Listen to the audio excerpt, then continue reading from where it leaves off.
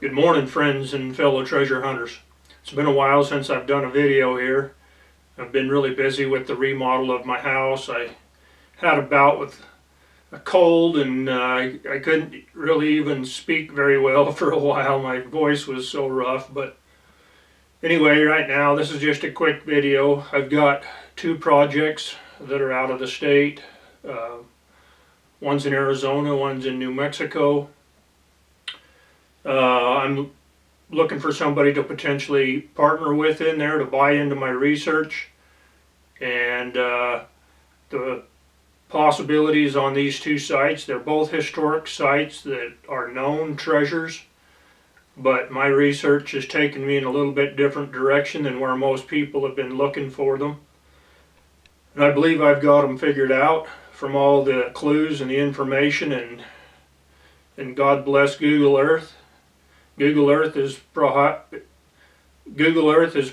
the single most powerful tool that treasure hunters have today when following the old stories. I've been able to find every single feature, geological feature, location feature that's talked about by these historical treasures and pinpoint the location. Both of them have maps that they're associated with, and both of them have to do with Spanish or Jesuit caches. Anyway, if you're interested, email me and the information below, and we'll talk about the details of it. But it looks like gold and silver prices are set to take off with the banking crashes that are going on. Silicon Valley Bank, SVB, and several other banks. They're trying to do everything they can to delay the inevitable, but I have a gut feeling that what's going to happen is going to be a bloodbath in the days and months ahead. You know, gold and silver prices are going to take off. If you can invest in those things, that's probably well worth your time. But for the average citizen, you can't eat gold and silver. And so my advice to you would be to stockpile food, to be able to defend yourself with some ammunition. Make sure you have a defensive plan, have a possible bug out plan, a plan to protect your property, your resources. But it doesn't do you any good if you can't feed yourself, if you don't have water. So being prepared is probably one of the most critical things that you can do.